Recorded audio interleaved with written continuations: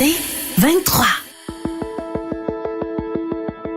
Nouvelles technologies, univers numérique et innovation. Voici une tasse de tech avec Alain McKenna et Pascal Forget. Et bonjour tout le monde et bienvenue à une tasse de tech, édition de la fin septembre, début octobre. Début octobre, c'est bon ça, c'est le printemps. Ben oui, bravo à moi, c'est l'automne. Début octobre, quelques jours à l'avance. Bonjour Alain McKenna. Bonjour Pascal Forget, comment ça va? Ça va très très bien, belle journée. Je me remets d'une grippe, ma voix commence à être moins grave. Oui, c'est vrai, J'espère que ça ne déçoit pas raison. les gens. C'est une belle journée d'automne et pluvieuse, excellente pour faire une balado. Oui, exactement. Et ce qui m'a beaucoup aidé, c'est de boire du café. Mais avant, je voudrais remercier les partenaires pour la saison. Oui. GoDaddy.ca, Microsoft et TELUS et la machine à café Jura E8 entièrement automatique qui transforme du café en grains ou moulu en boisson caféinée ou pas de votre choix. L'affichage avec écran est super le fun. On peut choisir la boisson de son choix avec un ajustement précis de la quantité de lait, d'eau et de café. Leur salle de montre Edica sur Saint-Laurent à Montréal, c'est un puits de Formule 1 pour la réparation et l'entretien de votre machine à café. Ça vaut la peine de le visiter. Buvez pas de café avant, vous allez sauter en sortant. C'est vrai, ça. Non, mais en plus, c'est fort des espressos qu'ils font. Je vous dis, parce qu'on a TELUS comme commanditaire, que nous sommes présentement en version vidéo enregistrée sur YouTube et Facebook à travers mon réseau cellulaire sur la carte TELUS parce que j'avais un problème de Wi-Fi. Alors, si jamais vous voulez juger de la qualité de leur réseau, c'est un bon moment pour le faire. Si ça coupe, hein, vous savez ce que ça veut dire. Peut-être que mon téléphone est dans une boîte en métal aussi, une cage de Faraday, je ne sais pas, mais bon. Et moi, je suis à la maison et j'ai eu des coupures de réseau. Alors, il ne faut pas mettre tout blanc. Non, ben c'est ça, la chaîne est plus longue. C'est peut-être le réseau en général qui est problématique aussi. Un truc que je voulais mentionner en début d'émission, c'est très, très drôle. J'ai fait une petite publication là-dessus. Tu sais que c'est possible de créer rapidement un document Word ou Google Docs simplement en tapant docs.new. Oui. Pour un document Google, ou Word.new pour un document ça aussi. Word. Ah oui. Ah oui, Word.new. Les entreprises se sont battues pour trouver l'extension, utiliser l'extension .new.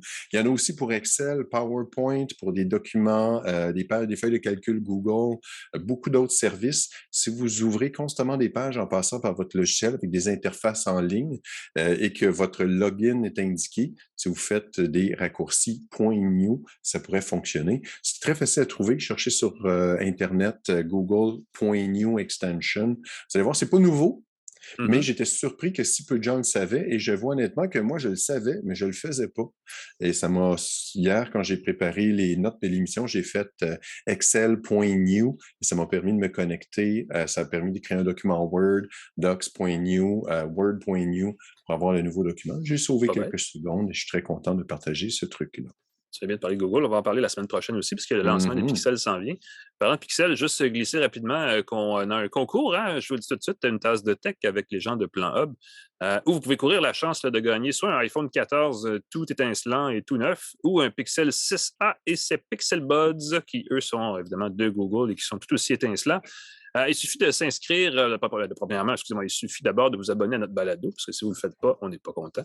Que ce soit en audio ou en vidéo, on a une chaîne YouTube, une page Facebook, on a aussi la balado sur Apple Balado, Google, Spotify, partout où vous voulez.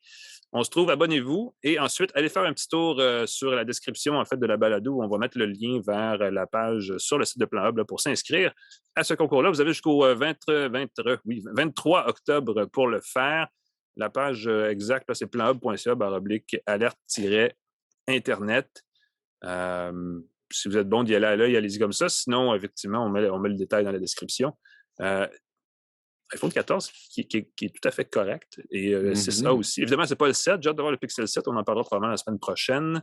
Peut-être la semaine d'après, dépendamment. Mais déjà, on voit la fiche technique. Ouais, on a vu des La fiche technique a fuité, photo de la Google Watch. Ouais. Beaucoup, ceux qui sont curieux peuvent déjà avoir des détails. Mais toi, tu vas nous confirmer ça la semaine prochaine en direct de New York. Si on enregistre de là-bas, oui. Sinon, on va certainement tweeter, hein, Pascal, comme on le fait tout le temps. On va s'envoyer des infos. Tu parles de Pixel Watch, ça te fait penser que j'ai présentement au poignet la Galaxy Watch 5. Oh, tu vas en j'ai dans parler les dans quelques mains secondes. les Galaxy Buds 2 Pro. Les noms de. Il va falloir que Samsung revoie son appellation des produits. Et j'ai aussi le Galaxy Z Fold 4, le fameux téléphone pliant. C'est ce dont on va parler. En tout cas, ce dont moi, je vais parler à la fin. Toi, tu as une petite bébelle aussi sur laquelle j'avais l'œil, mais qui est plus simple, en fait. C'est la Clara 2E de Kobo. Voilà. Et on peut la comparer avec la Poké 4 de Books. Ah oui. Et la Supernote. Oh mon Dieu, t'es rendu avec un catalogue complet, là. Alain, mon expertise en trucs électroniques, ça, c'est juste mes liseuses. Ma pile de tablettes, j'adore les trucs en papier électronique, c'est mon dada. Je peux vous en parler avec beaucoup d'enthousiasme. Entre-temps, on va quand même faire un petit tour sur les actualités de la semaine, parce qu'il y en a eu pas mal. Juste rappeler que l'actualité techno de la semaine est présentée par l'infolettre quotidienne InfoBref. Toute l'actualité de la journée, sans flafla. Ça se lit très bien, ça se digère facilement, directement dans votre inbox, votre boîte de courriel, n'est-ce pas? 2 fois par jour, matin et soir, allez sur infobref.com. Il y a aussi la lettre, le bulletin du samedi qui, je pense, s'appelle InfoBref Vos affaires, votre portefeuille, vos finances, qui s'adresse davantage aux gens qui veulent sauver des sous. Pas mauvais, ça non plus. Et donc, allez-y, infobref.com. Pascal, ta première actu me fait sourciller, là. Se faire remplacer pour une intelligence artificielle pour que la voix de Darth Vader puisse prendre sa retraite. Oui, les amateurs de Star Wars vont probablement me reprendre sur des détails techniques que je n'ai pas donnés exactement. Ils sont pointilleux, les amateurs de Star Wars, et ils tiennent à la voix de Darth Vader. Et depuis le premier film en 77, c'est James Earl Jones, l'acteur, qui prête sa voix à Darth Vader. Je suis ton père, Luke. En français, c'est pas exactement la même chose, mais en anglais, c'est assez caractéristique. Il a décidé de laisser sa place à une intelligence artificielle. Ça va toujours être sa voix, mais générée par une intelligence artificielle. Il a donné la permission. James Earl Jones avait envie de prendre sa retraite. Ça s'est manifesté en 2019 lors de l'enregistrement de sa voix pour Star Wars, l'ascension de Skywalker. C'est une retraite qui est assez bien méritée. Il a 91 ans aujourd'hui. Oui, c'est ça. Il n'est plus sa première jeunesse, là. Et c'est ça, sa voix était là depuis le début. Il s'est dit, peut-être que pour quelques lignes de dialogue, je pourrais peut-être prendre ma retraite puis laisser faire ça. Mais là, qu'est-ce qu'on fait? Est-ce qu'on prend un imitateur? Est-ce qu'on change l'acteur qui va faire la voix de Darth Vader? Ce qu'on a fait dans un article de Vanity Fair, on apprend qu'on a utilisé une voix technologique, une voix technologique. Ça s'appelle Respeecher. C'est une compagnie de clonage vocal qui reprend... Oui, tout à fait.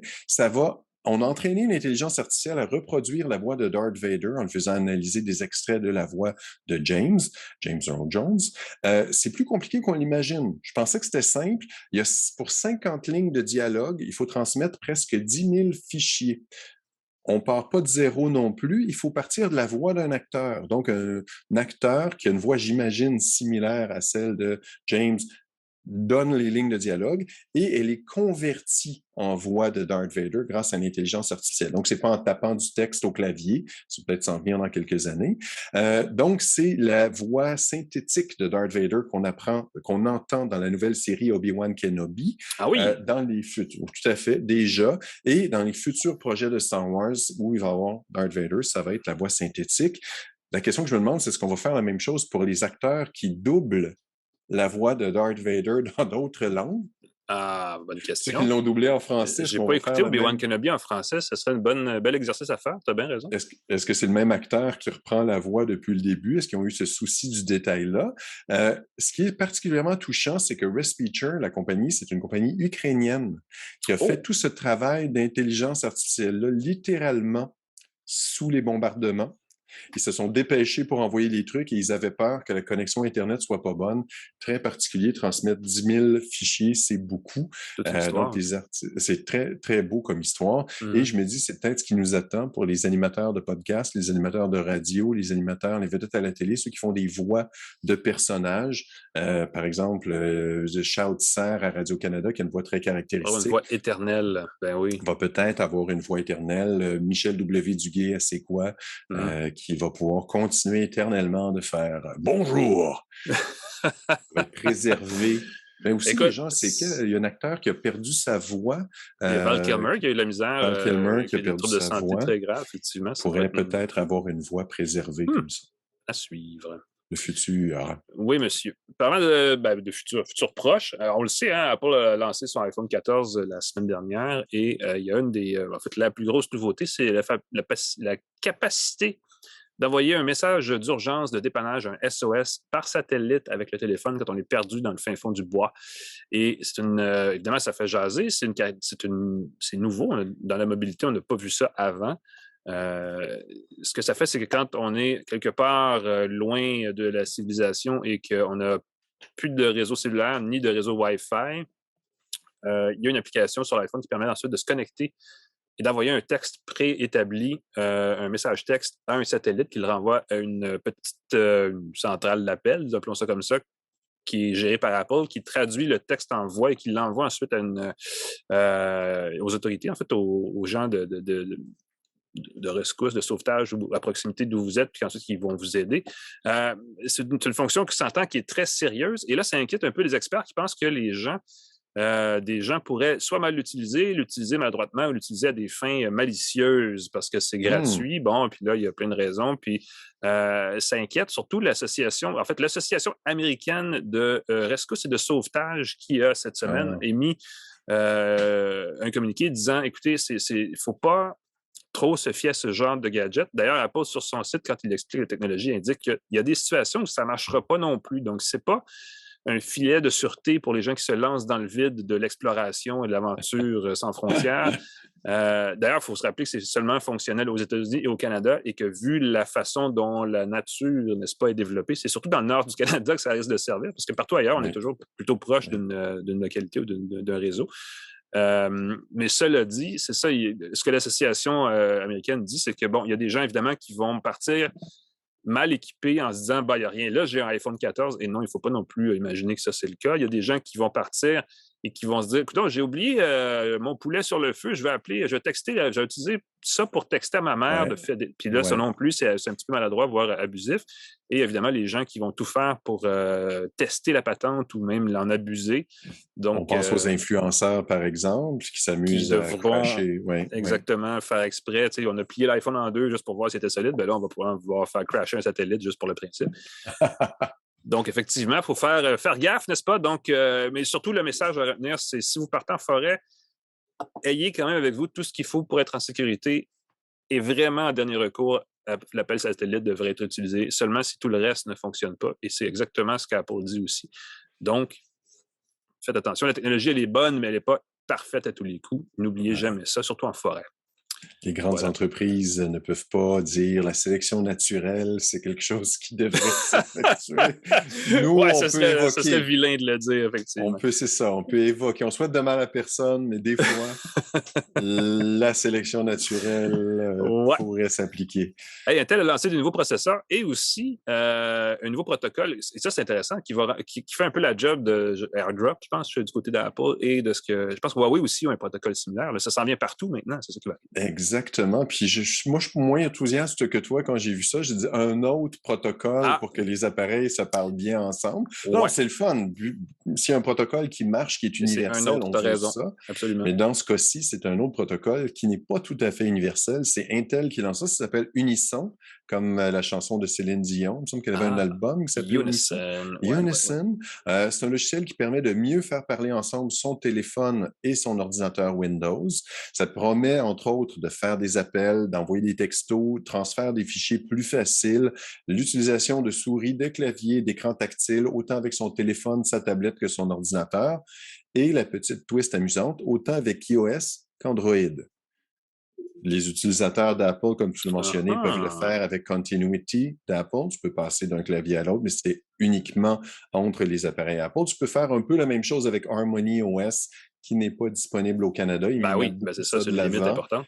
Tout ça à cause de petits trucs propriétaires, des petites fonctionnalités qui ne se parlent qu'entre appareils de la même compagnie. Il y a l'application mobile connectée de Microsoft qui permet de faire parler son téléphone avec son ordinateur Windows, encore une fois que son téléphone Android. Là, on pourrait faire ça. La chose qu'on ajoute en plus avec Unison, c'est le contrôle à distance de son ordinateur. Une option qui était pas mal fun à une époque où tu pouvais commander ton ordinateur, tu avais un téléphone peu puissant, tu peux te connecter à ton ordinateur, te transférer un fichier que tu avais oublié à la maison. Maintenant, avec le stockage dans les nuages, je vois moins le code d'utilisation pourquoi on contrôlerait son ordinateur à la maison alors qu'on a pas mal accès à tout de son téléphone? Si quelqu'un a des suggestions, écrivez-moi, je serais bien curieux d'avoir un cas d'utilisation. C'est vrai que ça arrive un peu en retard, effectivement. C'est comme moins utile en 2022 avec le stockage dans les nuages qui est accessible de partout. La chose qui est drôle, ça permettrait de fonctionner avec un téléphone Android 9 et plus, ce qui n'est pas une grosse contrainte à mon sens. 9 et plus, beaucoup de téléphones ont ça. iOS 15 et plus, encore une fois, ce n'est pas une énorme contrainte. Là où il y a une contrainte, c'est que ça va fonctionner uniquement mieux avec des ordinateurs Select qui ont un processeur Intel Evo, qui ont la certification Intel Evo. La nouvelle génération depuis l'année passée, là. De 12e génération et plus, avec certains appareils seulement. Donc, et que c'est limitatif, pas avec les processeurs AMD qui sont très populaires du côté Windows. Donc, c'est pas un standard de véritable interopérabilité encore. Intel aurait pu faire preuve de générosité et dire que ça va fonctionner même avec les processeurs AMD, mais non. Mais non. Ça fonctionne qu'avec les ordinateurs Microsoft, qu'avec les iPhones, qu'avec les Android, avec certains types de processeurs. Oui. En fait, il y avait probablement une limitation technique parce que la gamme de processeurs qui sont certifiés Evo ont des caractéristiques techniques plus avancées que les générations précédentes. Donc, exactement. Ils augmentent sans cesse leurs critères de qu'est-ce qui est un Evo. Mais je trouve ça intéressant qu'on y réfléchisse là-dessus. Et toi, parlant de Windows, Windows est gourmand. Oui. Écoute, c'est sûr que pour nous, au Québec, c'est moins un enjeu, mais la consommation d'électricité d'un ordinateur inquiète surtout des gens qui gèrent un parc d'ordinateurs en Europe, entre autres, où le prix de l'énergie a grimpé x10 depuis un an à cause de ce qui se passe en Ukraine. Et généralement, quand on le voit surtout du côté du mobile, on en parle beaucoup de l'amélioration de l'autonomie des téléphones quand on passe de 11 à 12 à 13 et ainsi de suite. Et là, dans le cas de Windows, on en a parlé la semaine dernière, d'ailleurs, ici à une tasse de tech, il y a eu une mise à jour importante cet automne qui apporte un paquet de nouvelles fonctions, qui fait que le système a l'air plus fini, mais malheureusement, ça consomme aussi plus d'énergie. Il y a des gens, il y a des YouTubers français là, qui ont fait la comparaison. Ils ont utilisé un seul ordinateur sans aucune application autre que Windows, partitionné en 3 versions. En 4 versions, je veux dire, il y avait Windows 10, Windows 11 original, Windows 11 avec mise à jour actuelle et Windows 11 édition de développeur que Microsoft appelle, je pense, Insider. Qui est toujours un petit peu plus avancé. Et ce qu'ils ont découvert, c'est que la version de Windows la moins énergivore du groupe était encore Windows 10. Que ce soit pour regarder de la vidéo sur YouTube ou utiliser une suite bureautique ou ainsi de suite. Il y avait des différences, dans certains cas, de près de 10% de moins d'autonomie en utilisant Windows 11 mise à jour, comme de la mise à jour automnale 2022, par rapport à Windows 10. Et même par rapport au premier Windows 11, la version mise à jour est un petit peu plus gourmande. Si on parle de quelques minutes sur 4 heures et quelque chose, donc c'est pas la fin du monde, mais quand même, c'est un peu dommage parce que ce serait un gain intéressant pour tous les gens qui ont un bloc-notes, un portable, puis qui voyagent beaucoup, de voir cette amélioration-là où on dirait, enfin, on peut utiliser 2 heures de plus que ce qu'on utilisait avant. Et là, on recule un peu. Donc, c'est un peu dommage, mais évidemment, sur un test vidéo de 4h24, il y avait dans un certain... 5h24 dans le cas Windows 10, ça donnait 4h50 quelques d'autonomie sur un portable, le même ordinateur, avec la version plus récente de Windows 11. C'est quand même pas mauvais, mais c'est loin de ce qu'on annonce quand on parle de laptops qui peuvent durer 12 heures, 18 heures, et ainsi de suite. On est tellement loin de ça. Donc, c'est extrêmement décevant. Donc, petit conseil, c'est un peu banal à dire comme conseil, mais peut-être que Windows 10, si vous l'avez encore, vous pouvez le considérer. Il va y avoir des mises à jour de Windows 11 au fil des prochains mois. C'est sûr qu'ils vont travailler là-dessus. Et Windows 11, qui est super soigné, a peut-être un petit peu négligé ce détail-là, mais Windows 10 reste supporté jusqu'en 2025. Donc, il y a le temps encore pour voir les choses venir. Et il y aura évidemment d'autres mises à jour. Cela dit, avec un port USB-C pour charger, c'est assez facile de se brancher n'importe où. Donc, c'est une mince limite, là. C'est pas la fin du monde, mais c'est quand même un peu dommage de voir ce recul d'autonomie. Et ça arrive très bien. Oui. Léger recul. Exact. Ça va s'améliorer. Ça va s'améliorer, Alain. Ça ne peut que s'améliorer. Confiance au progrès. Oui, monsieur. Parlant de progrès, on va en parler dans un instant. On reçoit un invité pour parler de la place du numérique dans l'appareil gouvernemental québécois maintenant que les élections sont en train de se terminer. Parce qu'il y en a été peu question durant la campagne, mais on va en parler beaucoup après. On va faire la distinction, on en parle tout de suite. Restez avec nous. De retour à Une tasse de tech avec Alain McKenna et Pascal Forget. Tasse de tech, édition mon Dieu, ça dépend quand vous l'écoutez, j'allais dire post-électoral, mais c'est pas 100% vrai, puisqu'on l'enregistre avant. Donc, nous sommes en campagne encore. Et puis, allez voter. Si vous écoutez en fin de semaine, lundi, n'oubliez pas, c'est la grande journée. Il faut y aller. C'est un devoir. C'est drôle, je ne sais pas, moi, à l'école, on m'a expliqué que voter, c'était un devoir. Je ne sais pas quelque chose que tu fais si tu as le goût, c'est quelque chose de pas le choix de faire parce que c'est ton rôle dans une démocratie. Fait que voilà, je l'ai dit. Allez voter. Et si vous n'avez pas l'âge, pratiquez-vous. Vous irez la prochaine fois. On va quand même parler un petit peu, très légèrement, de politique dans ce segment entrevue. Je te laisse nous présenter ça, Pascal. L'entrevue de la semaine d'une tasse de tech qui est présentée par GoDaddy.ca qui offre un moyen facile de créer un site web professionnel facilement pour votre entreprise. Vous avez besoin d'un nom de domaine, d'un site web, de créer, de faire des tests, des prototypes. Pas besoin d'infographistes ou de développeurs. GoDaddy.ca, grâce à qui notre podcast, notre balado existe. GoDaddy.ca, jetez un coup d'œil. C'est chouette le WYSIWYG. C'est chouette et facile et c'est une belle preuve que le numérique va très vite et avance et progresse. Et pourtant, c'est un sujet qu'on a très peu abordé durant la campagne électorale. Oui. Malgré le fait que, et ça, c'est un peu ça qui est étonnant, c'est que du numérique dans le réseau de l'éducation, dans le système public de la santé, des choses comme ça commence à faire sa place et ça soulève plusieurs enjeux. Il y a une lettre ouverte qui a été co-signée par beaucoup de gens influents dans le secteur du numérique au Québec et qui a été publiée dans les médias il y a plusieurs jours, ça commence à faire pas moins de 2 semaines, pour justement demander aux candidats à l'élection, mais pourquoi ne parlez-vous pas plus de numérique? Et une des co-signataires est avec nous, c'est Martine Rioux qui est chargée de projet dans l'édition numérique, entre autres pour École branchée. Bonjour Martine. Bonjour. Pourquoi on parle si peu de numérique dans la campagne électorale? C'est un grand mystère. Nous, on en parle toutes les semaines pourtant et c'est super intéressant.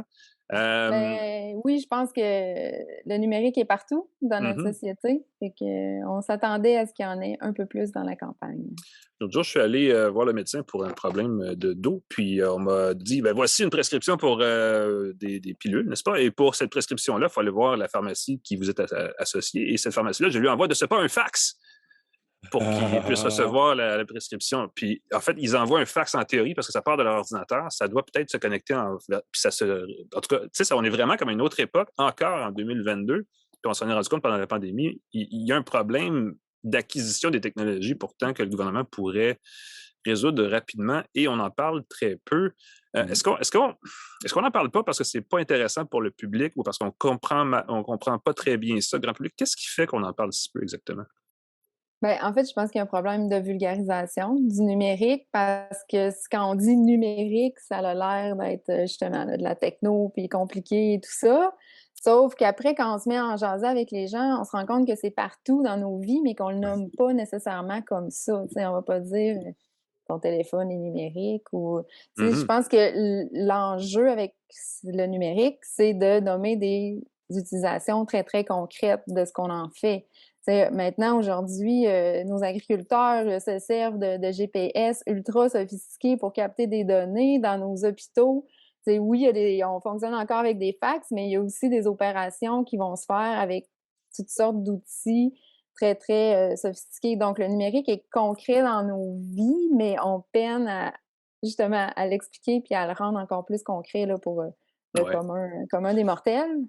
C'est un bon point, la question de la vulgarisation. Quand on entend quand la manchette parle des technologies dans les secteurs comme l'éducation et la santé, c'est souvent une mauvaise nouvelle, genre fuite de données, mauvaise gestion de l'équipement, peu importe, puis ou des coûts faramineux de projets qui n'aboutissent pas, parce que souvent, on fait affaire avec des fournisseurs qui sont... évidemment, là, on rentrerait dans des conversations sur comment le gouvernement fait de l'acquisition de technologies, puis c'est vraiment une autre conversation, mais juste strictement au niveau du numérique, le gouvernement... la CAQ précédent, parce que là, l'élection s'en vient, puis on présume pas de rien, mais avait une espèce de vision de l'utilisation des données numériques, notamment en santé, qu'il pourrait utiliser pour ensuite faire de l'argent, pour créer un écosystème de start-up ou peu importe, qui utiliserait ça pour créer des services ou des applications, puis ainsi de suite. Est-ce que c'est la bonne approche? Est-ce que c'est quelque chose qui va arriver et qui a du sens, ou est-ce que c'est encore une espèce de spectre où on dit ça, puis dans le fond, on ne sait pas vraiment comment ça va débloquer? Bien, en fait, je pense que la CAQ, quand ils sont arrivés il y a 4 ans, il y avait vraiment un espoir, je dirais, du côté de la communauté numérique parce qu'on a nommé un ministre délégué à la transformation numérique gouvernementale. C'était déjà un énorme pas.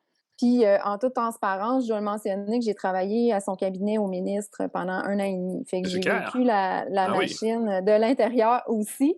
Fait que, tu sais, c'est pas peine de pas avoir de volonté, là, je pense, là. Tu sais, la volonté était là, sauf que ce qui a à mon interprétation, c'est qu'on se fait vite rattraper par toutes les procédures et les fonctionnements du gouvernement et tout ça. Alors que le numérique commande d'être capable de se revirer de bord sur un dizaine, passez-moi l'expression, mais tu sais, Mhm. puis d'aller au-delà des tendances, aller beaucoup vers la communauté au lieu de se refermer sur soi. Alors que dans le gouvernement, au contraire, on est habitué de fonctionner plus en silo ou en Ouais. Ben, il y a beaucoup de c'est ça, c'est système les fermé. verticaux. Chaque Donc, ministère est indépendant c'est d'une ça. certaine Fait que, façon tu sais, des je autres, là. pense qu'il y Mhm. a des volontés d'aller de l'avant, mais que ça se traduit pas encore en action concrète et en vision globale. Parce que, ben, un des points là, aussi qu'on voulait faire ressortir dans la lettre, c'est il y a différents plans d'action numérique dans le gouvernement, Mhm. mais il y en a un à l'éducation, il y en a un à la culture, il y a la stratégie de transformation numérique gouvernementale dont je viens de parler. Mais tout ça est disparates dans les Mhm. ministères. Puis là, présentement, toutes ces stratégies-là doivent être revues et renouvelées. Donc, je pense que l'occasion est bonne présentement pour le gouvernement de dire on va réunir tout ça, tous les experts du numérique à Oh, ça nous l'intérieur du coupe. gouvernement, puis pouvoir travailler là, sur une vision cohérente puis aller plus loin dans la transformation numérique. Ouais, ben, ça va prendre ça parce que là, il y a il y a je sais pas s'ils l'appellent le portefeuille, mais il y a quelque chose qui s'en vient, un gros projet de numérisation des données des Québécois, finalement, au gouvernement, Bien, qui est il y a une imminente. volonté là, de faire une identité numérique, en Identité fait. numérique, Là, merci, c'est ça. l'expression m'échappait, mais c'est ça, ça s'en vient, puis c'est cette année, là, à moins que les choses changent de façon incroyable, c'est ce qu'on avait annoncé. Euh, Ben, en fait, je- c'est même pour ça l'identité numérique, tu sais, je Mhm. pense qu'il faut la vulgariser. Tu sais, on parle depuis le début de vulgarisation, mais je Mhm. pense que c'est ça, il faut l'expliquer pourquoi, puis qu'est-ce que ça va donner de plus, moi, comme citoyen, dans mon interaction Ouais. avec l'État, qu'est-ce que ça va rendre plus facile. Tu sais, je pense qu'il manque un petit twist là, de vulgarisation pour expliquer aux citoyens qu'est-ce qu'ils vont y trouver dans ces projets-là, dans ces méga projets-là, au-delà des mauvaises nouvelles que les journalistes vont se faire un plaisir de communiquer dans Attention à ce que tu dis des journalistes, là. Je suis moi-même journaliste, donc Non, non, non, Ah mais tu bon. sais, pour la vulgarité, nous, on est champions, moi puis Alain. Moi, surtout Alain, un peu moins. Quand on ferme Vulgaire, les on est micros, là. capable. Dans la lettre ouverte, vous avez mentionné, est-ce qu'un seul des partis est en mesure d'envisager la création d'un organisme indépendant et adéquatement financé, chargé de conseiller le gouvernement et le public sur les enjeux numériques? Qui est-ce que vous voyez pour prendre ce rôle-là? Est-ce que vous avez en tête un organisme qui est déjà là? Est-ce qu'il y a déjà quelque chose? Pensez-vous, est-ce que je vais recevoir un appel en disant, Pascal, on aimerait ça que tu sois sur un comité avec Alain, puis toi, Martine, là-dessus? Comment vous voyez ce conseil-là, ce rôle de conseil-là du gouvernement? ben, en fait, l'idée derrière ça, c'est de dire le gouvernement, son rôle, c'est pas nécessairement d'être toujours en avant de la parade puis de voir tout venir parce qu'il y a d'autres choses à s'occuper. Donc, peut-il s'appuyer sur l'expertise du secteur et du milieu? Je pense qu'au Québec, on a toute l'expertise numérique, quantique, intelligence artificielle, name it. Tout Mhm, est c'est vrai. là. Donc, est-ce que le gouvernement peut s'appuyer sur un nouveau conseil du numérique, nommons-le comme ça pour les besoins de la cause aujourd'hui?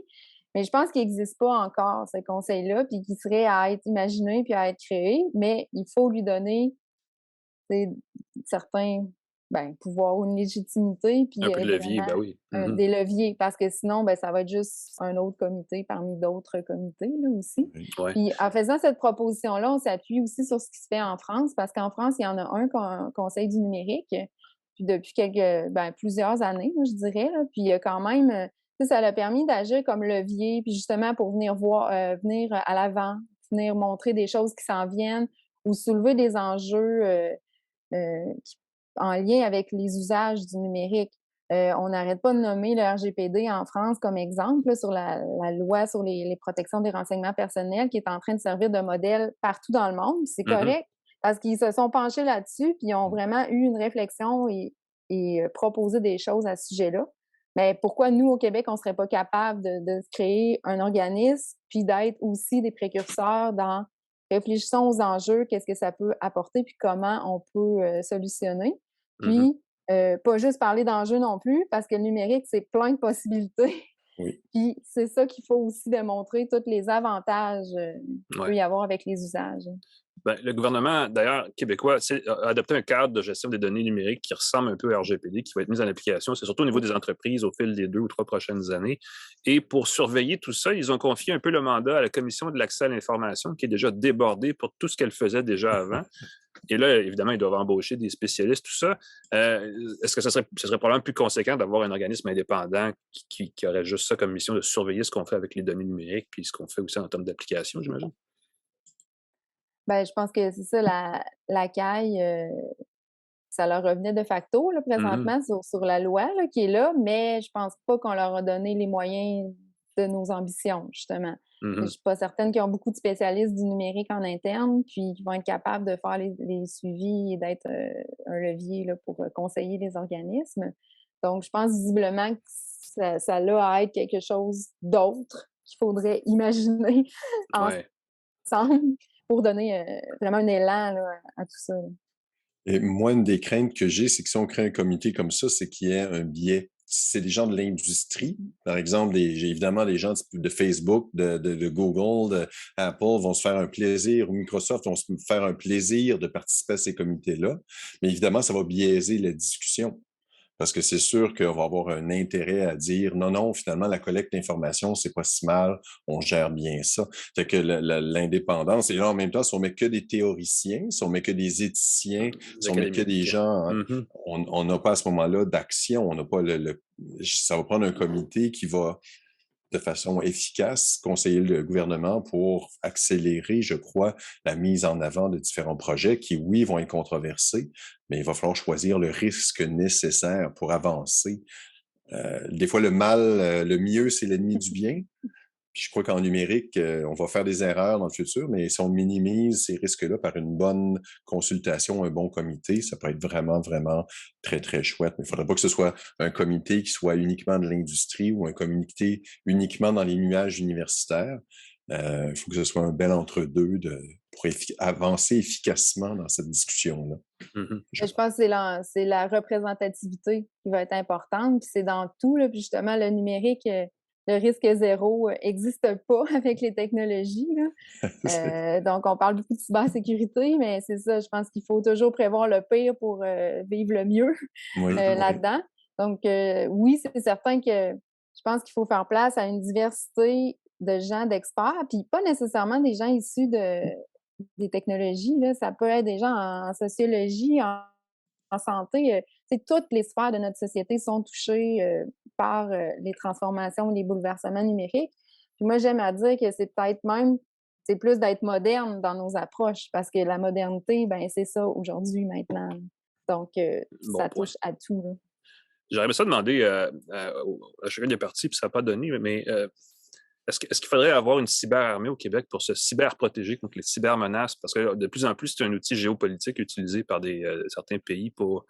Puis on en a vu concrètement au Canada dans les dernières années des cas on parle beaucoup de rançongiciels, puis souvent c'est des tentatives justement de miner des systèmes, souvent des industries critiques. On a vu, il y a eu un cas de pipeline il y a quelques années aux États-Unis qui était détenu, entre autres, en partie par la Caisse de dépôt. Donc on est quand même impliqué dans ce créneau-là.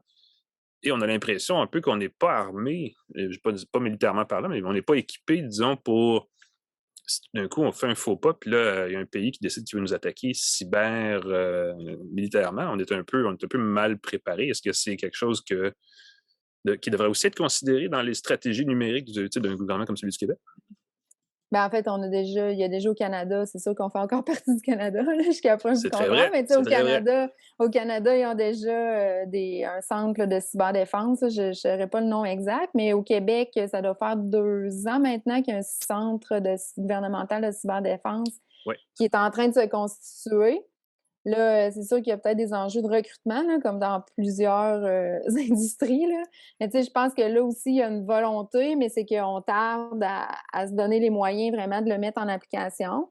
Ça, je pense que c'est au niveau du gouvernement, il y a déjà plus de cohésion entre les ministères. Là, on parlait de silos tout à l'heure gouvernemental, mais je pense qu'au niveau de la cyberdéfense, il y a eu des pas quand même qui ont été faits là, où tout tous les responsables de cybersécurité dans les ministères se parlent.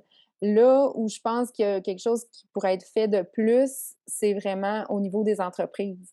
Parce qu'on l'a vu là, dernièrement, il y a des grosses entreprises, le Bombardier, il y avait eu Bridgestone BRP s'est fait prendre, oui, Alcoa effectivement. et tout ça, là, qui ont eu des cyberattaques, l'Union des producteurs agricoles. Mais je pense que c'est ces organismes-là, présentement, qui auraient besoin d'avoir une coup de pouce cyberarmée, mais un d'en coup haut, de c'est pouce ça? d'en haut pour mieux les former, mieux les accompagner, tout ça, parce qu'ils sont comme démunis, parce qu'ils ne savent pas nécessairement. Puis là, on en vient à la littératie numérique puis aux compétences numériques, mais c'est pas acquis de savoir quoi faire nécessairement. Puis les bonnes pratiques de cyber-résilience, là, c'est pas acquis partout. Là. Non, effectivement. C'est une conversation qu'on aurait pu créer. C'était le fun d'avoir avec des gens. C'est vrai qu'on.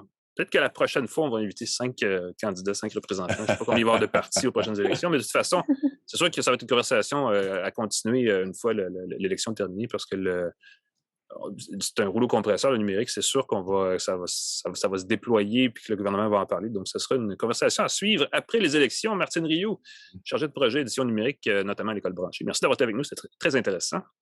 Bien, merci beaucoup, ça fait plaisir. Merci de l'invitation. On fait une micro-pause et on revient ensuite avec des gugus qui se plient comme ça, n'est-ce pas? Restez avec nous. De retour à Une tasse de tech avec Alain McKenna et Pascal Forget. Et bienvenue à Une tasse de tech. On parle de notre segment populaire, segment gadget. Il y en a beaucoup de gadgets cette semaine, Pascal. Oui. On est dans le temps des fêtes. Écoute, ça sent, oui, effectivement, ça sent le temps des fêtes. Il va y en avoir plus encore à venir parce qu'on le sait, il y a des nouveautés Google qui s'en viennent la semaine prochaine, des nouveautés Microsoft dans 2-3 semaines. Mi-octobre, ça vient vite, c'est dans 2 semaines, effectivement. C'est très rapide. Donc, on va avoir beaucoup de choses de quoi parler dans les prochaines semaines. Mais cette semaine, tu nous présentes en fait 2 liseuses, si je comprends bien, pour les gens qui lisent, j'imagine beaucoup, parce que ça semble être des appareils spécialisés assez intéressants. Là. Les liseuses, c'est toujours des appareils extrêmement spécialisés. C'est beaucoup plus doux pour les yeux que les tablettes en écran LCD, en écran OLED. J'ai la liseuse Clara 2E, la nouvelle version de la liseuse de Kobo d'entrée de gamme, 6 pouces de diagonale, très compacte. C'est un livre de poche très mince. Littéralement, on peut le glisser dans sa poche de manteau, dans une poche de sac à dos, très léger. Ça peut contenir jusqu'à 12 000 livres. Donc, ça ne pèse pas 12 000 livres. Un livre numérique n'ajoute pas de poids. Il y a beaucoup de stockage qui est disponible. Ça permet de lire des livres audio aussi. Jusqu'à 75 livres audio peuvent être stockés à l'intérieur, ceux qui veulent entendre leurs livres plutôt que les lire. Encore une fois, si vous achetez une liseuse uniquement pour entendre des livres audio, vous pouvez le faire avec votre téléphone. Oui, pas besoin que vous installez l'application Kobo ou l'application Audible pour le service d'Amazon. La liseuse Kobo, elle est vendue par Kobo. Elle n'est donc pas compatible avec les livres Amazon. Ça, c'est une chose qui est très... C'est pas un Kindle. C'est pas un Kindle. On peut l'acheter, c'est 160 $. C'est pas donné, c'est beaucoup de livres de poche, mais ça se rentabilise ensuite très rapidement parce qu'on peut trouver du contenu assez facilement sur Internet. Ceux qui sont curieux. Et aussi, c'est compatible avec les services de bibliothèque, avec Overdrive, votre bibliothèque de quartier. Ça, on ne peut pas faire ça avec les Kindle, pas encore. On a aussi un service par abonnement qui est une dizaine de dollars qui permet d'avoir autant de livres, de lire autant qu'on veut, et de conserver des livres dans sa liseuse au fil des mois. Donc, c'est pas une mauvaise chose. Le Kobo contient quand même beaucoup de contenu en français aussi. Beaucoup de livres numériques québécois. Très similaire en termes de librairie avec celle d'Amazon, étonnamment. C'est pas exactement les mêmes prix. Il y a des fois des promotions d'un côté ou de l'autre, mais en général, les tarifs sont pas beaucoup plus élevés en moyenne. Encore une fois, on peut lire aussi des articles de Pocket, une autre chose qu'on peut pas faire avec Amazon. On peut s'envoyer des articles par courriel avec Amazon, mais avec les tablettes Kobo, une fonction que j'aime beaucoup, c'est quand on voit un article qui est un peu long et qu'on veut le lire à tête reposée, on peut tout simplement cliquer sur le bouton de son navigateur, sauvegarder dans Pocket, on démarre sa tablette, on est connecté au web, on peut tout de suite lire ces articles et les lire tant que, même hors connexion, une fois qu'ils sont téléchargés dans sa liseuse, on peut le faire. Pocket, qui est une sacrée application, effectivement, multiplateforme, elle existe partout pour faire des signets web rapidement, télécharger du contenu, effectivement. On peut surligner du texte aussi si on veut annoter. C'est très chouette comme option. On peut contourner certains murs payants ou certains sites protégés. Tu as tout à fait raison. Mais je ne vous l'ai pas dit. Ouais, on peut cliquer sur le lien. Je ne sais pas pourquoi. Kobo a peut-être des ententes, contourne peut-être les murs payants grâce à Pocket. Elle est étanche, elle est résistante à l'eau de 60 minutes à 2 mètres de profondeur, ce qui est très chouette. Si on lit dans son bain sur le bord d'une piscine en vacances, ça va augmenter sa durabilité. Éclairage doux la nuit, peut passer de blanc à orange, donc plus le fun. Très belle résolution, très compacte, très, très le fun. Elle est 160 $, ce qui n'est pas donné. Le modèle précédent, la Clara tout court, est un peu moins coûteuse, un peu moins avancée, un peu moins rapide. Le feuilletage des pages, j'ai été surpris de voir très fluide, très rapide. Vraiment, il n'y a plus de petits glitches entre chaque page qui étaient dans les générations précédentes. La question, c'est est-ce qu'on s'achète une liseuse comme ça pour consulter des livres? Si vous lisez peu, non. Achetez-vous un iPad, achetez-vous une tablette régulière, ça fonctionne très bien. Si vous voulez lire avec une liseuse en papier électronique, c'est une super bonne option. C'est les modèles d'entrée de gamme, 6 pouces, très compacts. Il y a des modèles plus grands, plus confortables pour lire. Si vous lisez vraiment beaucoup, payez-vous le pouce de plus. Je suis plus. entièrement d'accord. Ça fait une 9 à grosse 10 pouces, différence. c'est bon ça. Vraiment le fun pour lire. Et sachez que c'est une tablette qui n'a pas d'application. Ce n'est pas basé sur Android. C'est un système d'exploitation propriétaire qui fonctionne super bien, mise à jour fréquente, très, très belle. Mais pour quelques dollars de plus, pour 40 $, vous pouvez avoir la Pokébooks la Poké 4 de Books, qui est basée sur Android. Moins connue, marque chinoise, mais qui est quand même très bonne. Chinoise, fait du très bon travail, légèrement plus compact, légèrement, sensiblement la même épaisseur, légèrement plus mince quand même, mais elle est basée sur Android. Donc, vous pouvez non seulement avoir votre application Kobo, mais vous pouvez aussi avoir l'application Amazon, l'application de votre service de librairie. Très numérique, ben oui, voilà. Très numérique. Vous pouvez vous amuser comme ça, installer Pocket, installer Feedly, naviguer sur le web à la limite. C'est possible avec la Kobo, mais c'est pas fait pour ça. C'est 40 $ de plus. Et si vous voulez écrire sur votre tablette, Kobo fait une liseuse qui écrit, mais moi, je vous recommande plutôt la MobiScribe ou la Supernote. Oui, il y a encore, non, je te dis, j'ai vraiment... C'est une tablette qui permet d'écrire. Donc, non seulement on peut installer, c'est aussi basé avec des applications. Donc, on peut installer les applications de son choix. Et on a quelque chose d'assez compact. C'est 7 pouces de diagonale, un peu plus grand. Mais on peut, avec la MobiScribe ou la Supernote, on peut avoir à partir de 400 $ une liseuse sur laquelle on peut écrire. Donc, ça peut être une chose. On peut prendre des notes manuscrites et on peut aussi lire. Donc, c'est vraiment une question de prix. Si on veut seulement lire, avoir un outil spécialisé et peut-être avoir une tablette à côté pour prendre des notes, c'est pas impossible. Souvent, on lit un texte, on prend des notes à côté sur une feuille de papier, mais c'est tout à fait possible. La Clara 2A, une belle amélioration par rapport aux liseuses de base. On est une bonne génération et plus. C'est pas pour rien qu'ils ne mettent pas à jour les liseuses à jour à toutes les semaines. Non, exact. Mais j'ai trouvé que c'est très, très chouette comme option. C'est très durable comme appareil, effectivement. Très bel appareil, va vous durer longtemps. Kindle, effectivement, chez nous, dont on se sert encore. Merci, Pascal. Merci. Moi, je vais dans une plein d'affaires. Toute autre direction. J'ai un téléphone pliable. Ben ça, il est beau. On l'a vu, la pub Samsung insiste fort sur cet appareil qui est le Galaxy Z Fold 4. Donc, comme le nom le dit, c'est la 4e génération de cet appareil qui est en fait un 2-en-1 avec des guillemets téléphone-tablette. On a, quand il est refermé, un téléphone avec écran très vertical de 6,2 pouces de diagonale. 6,2 pouces, ça sonne comme un gros téléphone normal, mais comme il est très étroit, rapport d'écran 23:9, ce qui est plus étroit, même si on mettait dans l'autre sens que les films au cinéma là, qui sont en rapport en ratio 21:9. Ça donne une espèce de...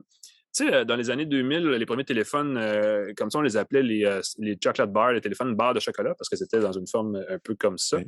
Ben, c'est ce qu'on a là. Puis comme il est un petit peu plus épais, parce que dans le fond, il faut le replier en deux, plus épais qu'un Galaxy S, par exemple, ou qu'un iPhone ou peu importe, ben, ça donne un format refermé étonnant. Quand il est refermé, il y a un écran sur le dessus qui n'est pas le même que l'écran intérieur quand on l'ouvre en mode tablette, qui lui fait 7,6 pouces de diagonale, mais il est pas mal plus grand visuellement parce qu'il est aussi plus large, évidemment 2 fois plus large. Pour l'écran frontal, j'ai reçu l'appareil la semaine dernière. Je l'ai ouvert et je l'ai configuré sur mon bureau. Mon bureau, c'est une surface de bois lisse, tout à fait correcte. Et en moins de 10 minutes, j'ai fait une grosse graphing en plein milieu. Puis là, j'en vois d'autres qui sont apparus parce que je l'ai laissé sur le comptoir ici où on enregistre la balado. Donc, là, première, c'est une grosse déception. C'est un appareil qui coûte quand même 2200 quelque chose $ quand on l'achète tel quel. Il est offert en mensualité à 40 Le plus bas que j'ai trouvé chez un fournisseur, c'est 45 $ par mois sur 2 ans. Bref, ça coûte des gros sous. Et là, paf, premier jour, graphinier, belle graphing en plein milieu de l'écran qui ne disparaît pas.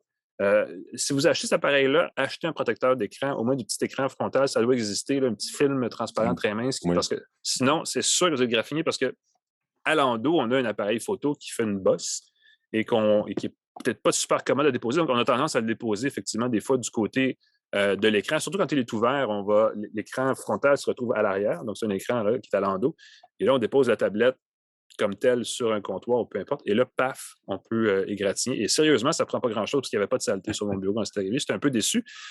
Pour le reste, c'est un bel appareil. Évidemment, la fiche technique est dernier cri. Là, on parle d'un appareil avec un processeur hyper rapide, stockage 256 gigaoctets jusqu'à 1 téraoctet selon les versions. On a Android 12, Android 13 s'en vient de façon imminente. On a déjà vu, je pense que certains appareils Samsung ont commencé à le recevoir d'ailleurs. On a, bon, évidemment, je parlais tantôt des caméras. Caméra 50 mégapixels, grand angle qui est détaillé. C'est là une caméra que le S22, là, j'ai perdu le fil, 22 Ultra, je crois. 10 mégapixels pour le téléphoto et 12 mégapixels pour le normal. C'est pas un appareil que j'utilise pour prendre des photos personnellement, parce que le format ne fait pas un.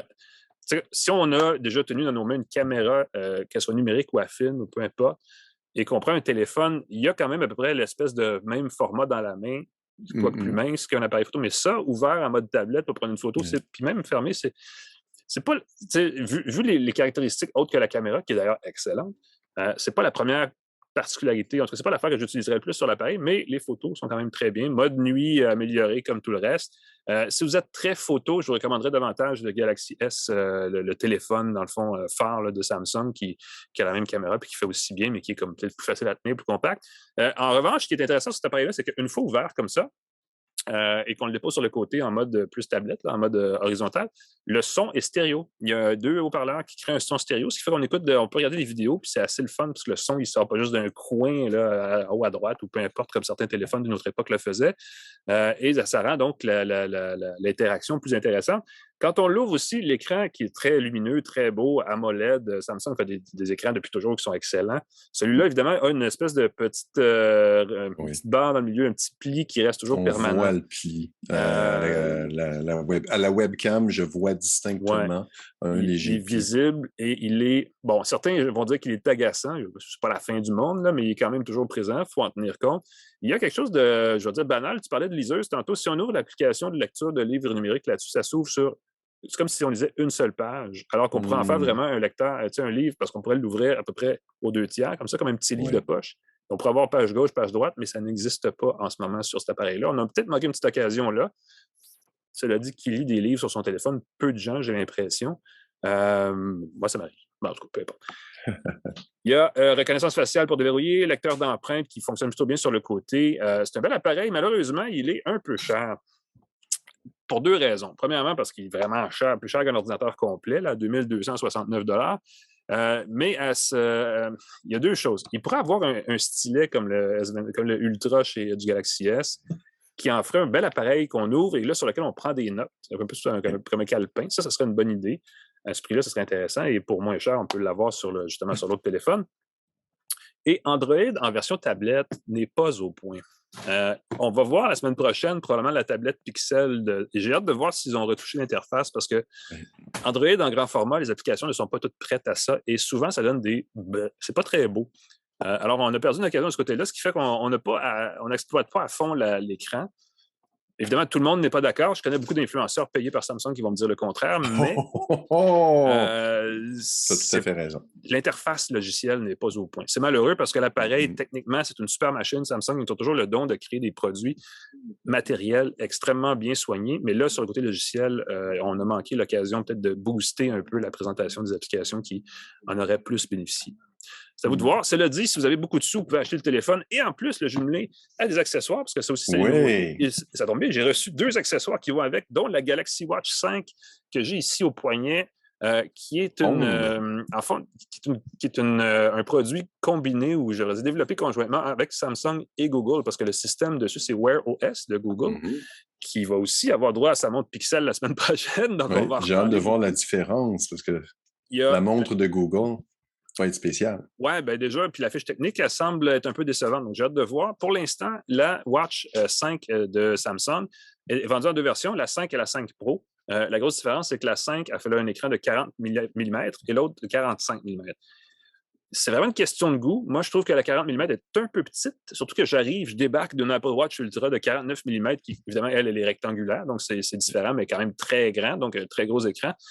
Et dans ce cas-ci, 40 mm, c'est un peu serré. Cela dit, le cadran est rond, comme une montre, ce qui est, comme, à mon sens, tout à fait logique. En partant, c'est beau, là. Et Wear OS, malgré ses nombreux défauts, a une boutique d'applications qui contient plusieurs applications très intéressantes, pas nécessairement obligatoirement développées par Samsung. Donc, il y a vraiment un écosystème là dans lequel on peut aller puiser, qui donne un petit peu plus de caractère à la montre, que ce soit pour du suivi de sommeil, suivi d'activité physique ou de la lecture musicale. Spotify fonctionne en mode hors ligne sur la montre. C'est un gros atout.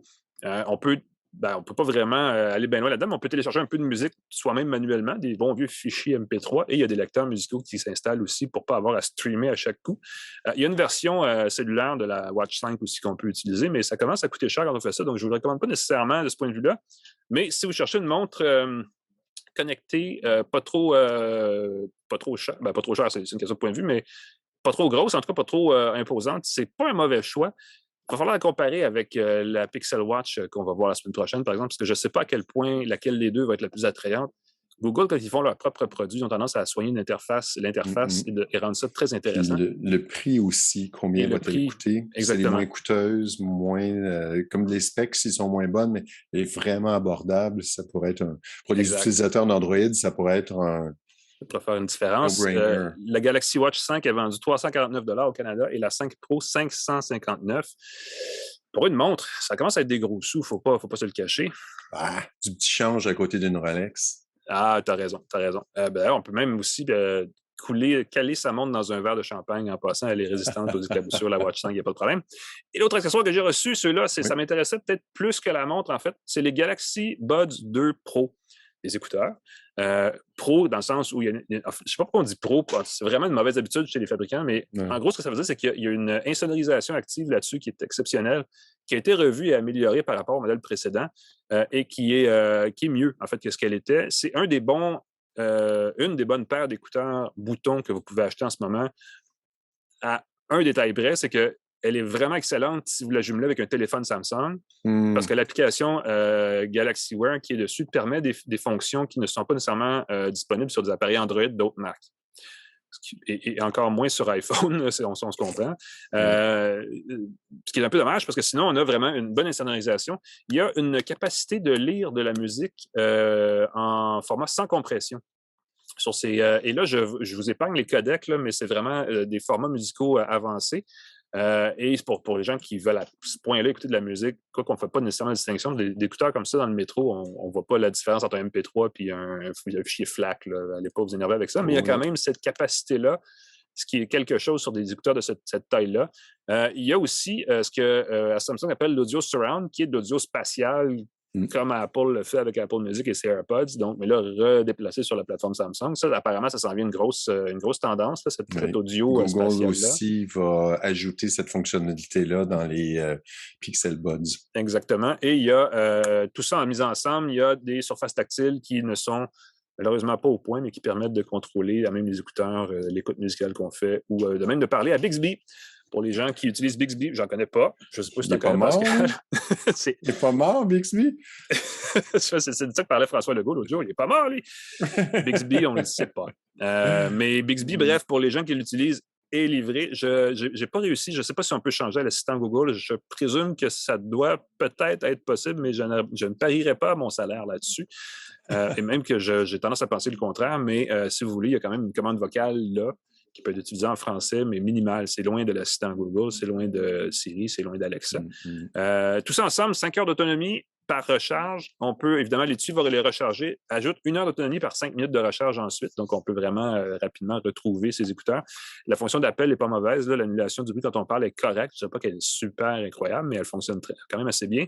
Et tout ça coûte un puissant 289 $. Mon Dieu, mes lunettes, j'en ai besoin, j'ai les yeux fatigués. On est rendu dans des écouteurs, autant qu'il y en a 50 $ qui font bien le travail, des 100 $ qui sont pas pires pantoute, 280. Ouais.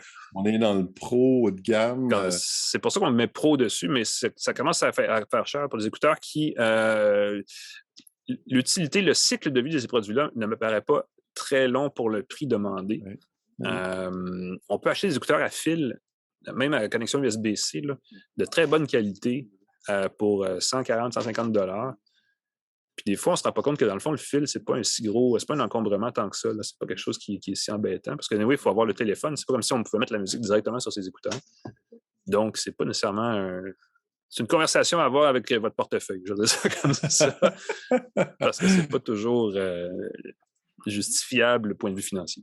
Écoute, si on est rendu à parler de notre portefeuille, je pense que c'est le temps de mettre fin à cet extraordinaire épisode d'une tasse de tech. Ouais. On remercie nos partenaires Microsoft, TELUS, Jura, GoDaddy.ca, C23, le groupe Cogeco qui diffuse notre podcast partout au Québec. Merci, C23. Claude Hébert à la mise en onde. Merci à Claude. Merci à moi. Merci Pascal. Merci à Pascal toi. Forget. Pascal voir sur pascalforget.com, exactement. Suivez-moi partout. Je te souhaite une belle semaine, Alain. Peut-être pas dans la rue. Salut tout le monde. On se voit la semaine prochaine. Salut Pascal.